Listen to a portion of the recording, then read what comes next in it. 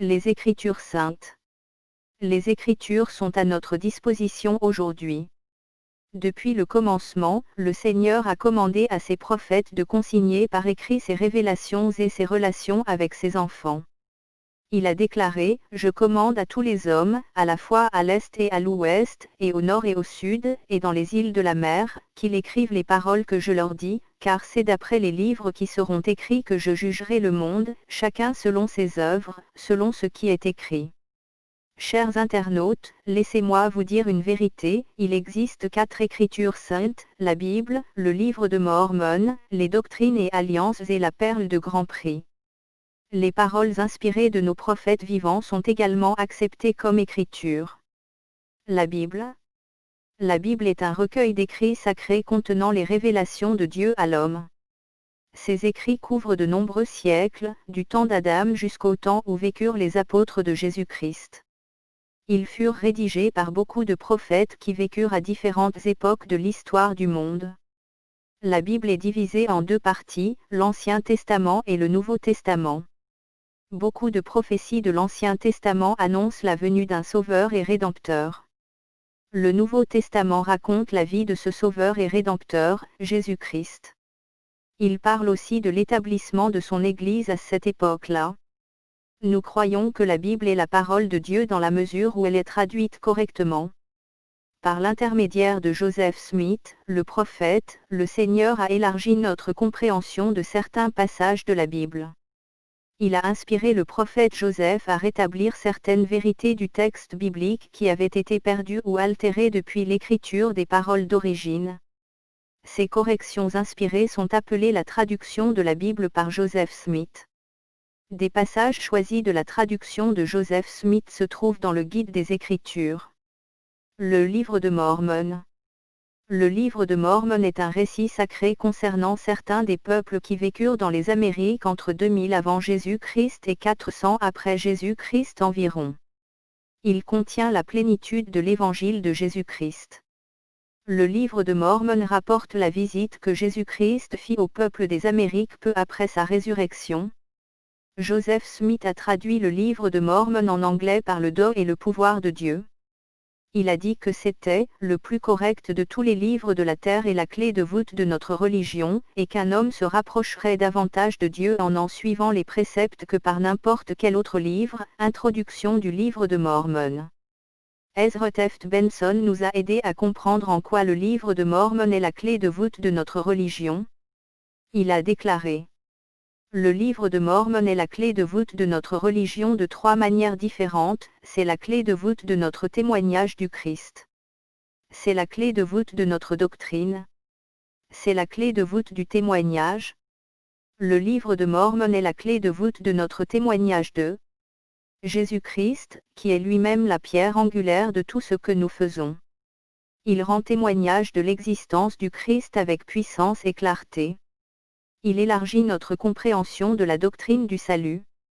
Le Livre de Mormon a été écrit pour notre époque, nous y trouvons un modèle pour nous préparer à la seconde venue. Le Livre de Mormon nous enseigne la vérité et rend témoignage du Christ. Mais ce n'est pas tout. Ce livre est d'une puissance qui envahit notre vie dès que nous commençons à l'étudier sérieusement. Vous trouverez plus de force pour résister à la tentation. Vous trouverez la force d'échapper au piège. Vous trouverez la force de rester sur le chemin étroit et resserré. Les Écritures sont appelées les paroles de vie, et ce n'est vrai nulle part plus que dans le Livre de Mormon. Chaque chrétienne doit faire de l'étude de ce livre une pratique de toute sa vie. Les doctrines et alliances. Les doctrines et alliances sont un recueil de révélations modernes. Dans la section 1 des doctrines et alliances, le Seigneur révèle que ce livre est publié aux habitants de la terre pour les préparer à sa venue. C'est pourquoi, la voix du Seigneur s'adresse aux extrémités de la terre, afin que tous ceux qui veulent entendre entendent. Préparez-vous pour ce qui va arriver, car le Seigneur est proche. Ce livre contient les révélations concernant l'Église de Jésus-Christ qui a été rétablie en ces derniers jours. Plusieurs sections du livre expliquent l'organisation de l'Église et définissent les offices de la prêtrise ainsi que leurs fonctions. D'autres sections, par exemple les sections entre 76 et 88, contiennent des vérités magnifiques que le monde avait perdues pendant des centaines d'années. D'autres encore, par exemple les sections entre 29 et 93, éclaircissent les enseignements de la Bible. Par ailleurs, certaines sections, comme la section 133, contiennent des prophéties d'événements à venir. Dieu nous a commandé d'étudier les révélations contenues dans ce livre, sonder ses commandements, car ils sont vrais et dignes de foi, et les prophéties et les promesses qu'ils contiennent s'accompliront toutes. Doctrines et Alliances 1h37. La perle de Grand Prix. La perle de Grand Prix contient le livre de Moïse, le livre d'Abraham et certains écrits inspirés de Joseph Smith. Le livre de Moïse contient le récit de quelques visions et écrits de Moïse, révélés à Joseph Smith, le prophète. Il clarifie la doctrine et les enseignements qui furent perdus de la Bible et donne des renseignements supplémentaires sur la création de la terre. Le livre d'Abraham fut traduit par Joseph Smith, le prophète, à partir d'un rouleau de papyrus provenant des catacombes égyptiennes. Ce livre contient de précieux renseignements sur la création, l'Évangile, la nature de Dieu et la prêtrise. Les écrits de Joseph Smith comprennent une partie de sa traduction inspirée de la Bible, des extraits de son histoire de l'Église et les articles de foi. Les paroles de nos prophètes actuels. En plus de ces 4 livres d'écriture, les paroles inspirées de nos prophètes actuels deviennent écriture. Leurs déclarations nous parviennent par les conférences, le magazine Le Laïeron et les instructions aux dirigeants locaux de la prêtrise. Nous croyons tout ce que Dieu a révélé, tout ce qu'il révèle maintenant, et nous croyons qu'il révélera encore beaucoup de choses grandes et importantes concernant le royaume de Dieu. 9e article de foi. L'étude des Écritures. Nous devons étudier les Écritures tous les jours.